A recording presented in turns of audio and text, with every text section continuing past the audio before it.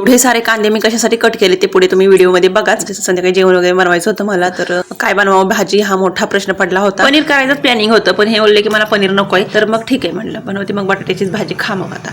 तर ना संध्याकाळी मी इथं कांदे वगैरे चिरून घेतले होते, तर ते म्हणजे की आईनं चटणी दिली होती आणि ती चटणी होती मिसळायची होती, बाकी सगळं त्याच्यामध्ये टाकलं होतं, त्याच्यामध्ये फक्त कांदा टाकायचा होता. आणि मी खरं गावावरूनच म्हणजे माझे सासूबाई त्या देतात चटणी, पण यावेळेस आता एवढे लांब जाणं काय शक्य नाही, मग हे मुंबईला असंच केले होते. तर ते घेऊन आले, तर आईला बोललं की दे थोडी मला, तर तिनं दिली होती आणि ती भेळलेली नव्हती, तर मग ती भेळायसाठी मी तो कांदा कट करून ठेवला होता. तर त्याच्या आधी मी इथं सगळं जेवण वगैरे बनवून घेतलं आणि नवीन कांदा असल्यामुळे एवढा तिखट कांदा आहे ना तो की मला भरपूर त्या कांद्यानं रडवलं. नाही तर थंबनेल बघून म्हणाल की कशासाठी रडली, तर मी काय कोणासाठी रडत नसते. तर इथं ना मी कांदा वगैरे कट करून घेतला आणि भाजून घेतला. तर मी ना म्हणजे लहान होते तेव्हा गावाकडं अशी पाण्यामध्ये कांदा भाजायचीत पहिल्या बायका, तर ते कोणाकोणाच्या इकडं असायचं पहिलं तसं. बरं पाण्यामध्ये कांदा शिजवायचा आणि मग तो भेळायचा. तर इथं मी सगळा सारा पसारा त्यानं केला होता. म्हणजे कांदा शिजत ठेवावा आणि तो सगळा पसारा उचलावा, दिव्य मासाच करतो. सगळी मांडणीवरची भांडी खाली काढायची आणि खेळत बसायचं. त्याच्यानंतर मग इथं ना म्हटलं कांदा शिजतोय तोपर्यंत जेवण घ्यावं, सगळा पसारा आवरावा, त्याच्यानंतर बारक्याला पण चारून घ्यावं. आणि एवढी सगळी माझी कामं झाली कांदा शिजेपर्यंत.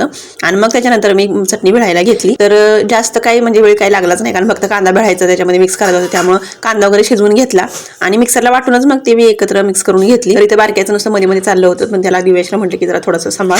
भेटूयात पुढच्या व्हिडिओमध्ये, तोपर्यंत बाय.